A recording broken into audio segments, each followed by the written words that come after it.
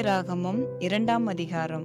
ஒருவன் போஜன பலியாகிய காணிக்கையை கர்த்தருக்கு செலுத்த வேண்டுமானால் அவன் காணிக்கை மெல்லிய மாவாய் இருப்பதாக.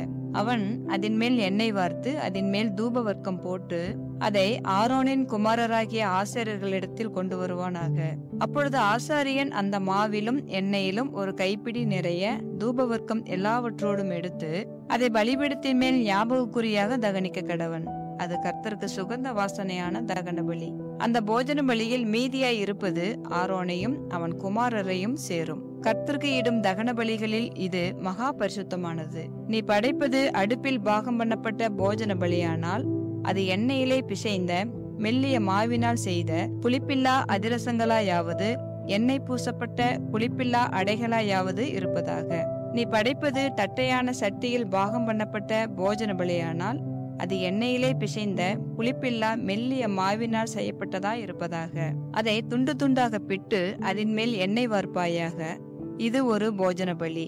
நீ படைப்பது பொறிக்குஞ் சட்டியில் பாகம் பண்ணப்பட்ட போஜன பலியானால் அது எண்ணெயிலே பிசைந்த மெல்லிய மாவினால் செய்யப்படுவதாக.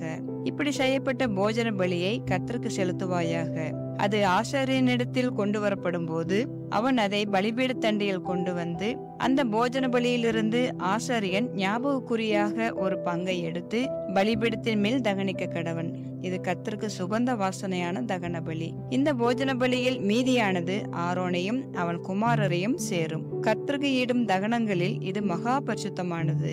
நீங்கள் கர்த்தருக்கு செலுத்தும் எந்த போஜன பலியும் புளித்த மாவினால் செய்யப்படாதிருப்பதாக. புளித்த மாவுள்ளதொன்றையும் தேனுள்ளதொன்றையும் கர்த்தருக்கு தகன பலியாக தகனிக்க வேண்டாம். முதற்கனிகளை காணிக்கையாக கொண்டு வந்து அவைகளை கர்த்தருக்கு செலுத்தலாம். ஆனாலும் பலிபீடத்தின் மேல் அவைகள் சுகந்த வாசனையாக தகனிக்கப்படலாகாது. நீ படைக்கிற எந்த போஜன பலியும் உப்பினால் சாரமாக்கப்படுவதாக. உன் தேவனுடைய உடன்படிக்கையின் உப்பை உன் போஜன பலியிலே குறைய விடாமல் நீ படைப்பது எல்லாவற்றோடும் உப்பையும் படைப்பாயாக. முதற் பலன்களை போஜன பலியாக நீ கர்த்தருக்கு செலுத்த வந்தால் நிறைந்த பச்சையான கதிர்களை நெருப்பிலே வாட்டி உதிர்த்து அதை உன் முதற் பலனின் போஜன பலியாக கொண்டு வர கடவாய். அதன் மேல் எண்ணெய் வார்த்து அதன் மேல் தூப வர்க்கத்தை போடுவாயாக. இது ஒரு போஜன பலி.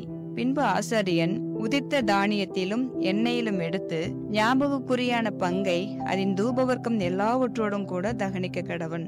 இது கர்த்தருக்கு இடும் தகன பலி என்பதே. ஆமென்.